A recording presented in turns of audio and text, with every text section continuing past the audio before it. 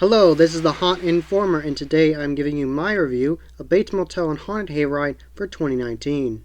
And the first attraction I did was actually an add-on for an extra $5 for 6 throws. I did the double edge axe throwing, and I definitely recommend it. I actually got the stick on the target twice, so that was a lot of fun. You have to sign a waiver.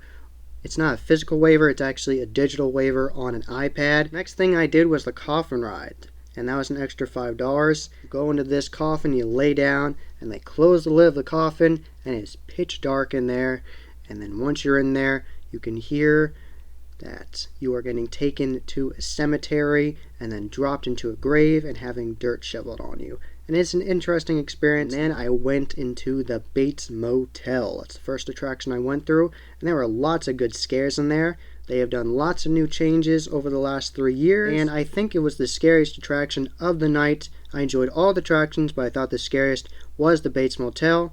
The best scare I got was in there, so I'm not going to ruin that room for you, but it was very good. And I liked all the theming. It was a very grungy, creepy feel to the whole attraction, and part of the attraction is outside, so there's lots to look forward to for the Bates Motel. It ranges from creepy dungeons to butcher shops to an attic scene to outside you go to a greenhouse scene, and then you go back inside and there's demon possession going on. Next up I went to the Revenge of the Scarecrow's Haunted Trail, and there are lots of good things to say about this attraction. There's been lots of changes over the last 3 years, including the brand new facade, which is a giant imposing gate with some pumpkin lights.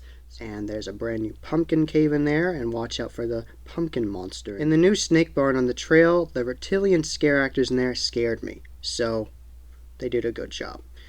And there are just lots of new animatronics in there, lots of new scenes, and the new clown section is well done. Really one big clown section with mobile scenes in it. And it starts out with a funhouse area, and that leads you to the sewers, and then the sewers lead you to a bigger funhouse area. So there's a lot to see, lots of detail, and the actors were on point in there, having lots of fun being creepy in there. The last attraction I did was the Haunted Hayride, and it is always an impressive hayride. I've enjoyed it every single time I've been on it, and my experience of the Haunted Hayride, they did not get on the actual wagon in the center lane, but they did get on the sides of the wagon and get in your face. And there are lots of very impressive scenes in there, very large and elaborate scenes with lots of animatronics, and there's custom animatronics that they built that you will see nowhere else, like their giant rock monster. So the giant dinosaur and rock monster scene, that was very well done. There was lots of theme changes. You go through a sawmill where a girl's actually getting cut in half,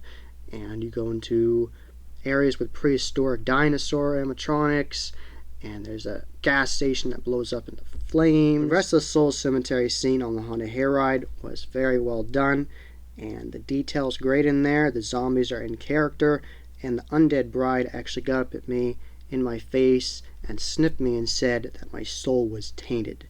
So that was fun. The whole hayride ended with an encounter with the Headless Horseman, and there was a live horse, and it actually rode up right next to the wagon, so that was definitely intense.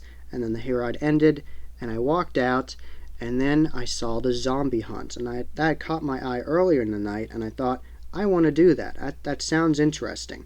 And the zombie hunt is a very interactive, immersive experience where you actually get to use a laser gun, and you get to shoot the zombies in it, ranging from zombie animatronics to live zombie actors that are trying to scare you. And I actually got scared a couple times because when you're going through trying to look for them, they pop out and you don't know where they're going to come from. A lot of the animatronics were from Poison Props, and lots of them were brand new animatronics for 2019. It was $5 more to do Zombie Hunt, and it was worth it. What happens is you have to shoot the headband on the zombie's head, and there's a light on it, and it will light up red when you shoot them, and once you've shot it 10 times, it will then say, "This is insanity," and that is when they are deemed dead. And you can continue on and try to find more zombies to kill. Zombie Hunt was a lot of fun. It is a must-do attraction at Bates Motel and Haunted Hayride, and you could easily walk past it just going through the main haunt attractions. You could say, oh, Zombie Hunt, that sounds okay, but it was actually very good.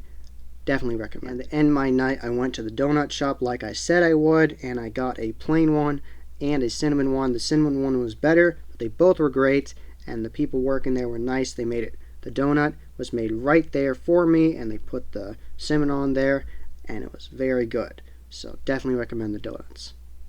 That was the Haunted Informer. I hope you enjoyed. Subscribe and hit that bell icon so you get a notification every single time I put up a new video. And I'm on social media. I'm on Facebook, Instagram, and Twitter. On Facebook, I am The Haunt Informer. So again, The Haunt Informer. On Instagram, my username is Haunt_Informer. So again, Haunt_Informer. And on Twitter, my Twitter handle is @HauntInformer. So again, @HauntInformer. If you have any questions, definitely email me at hauntinformer@gmail.com. Say again, hauntinformer@gmail.com.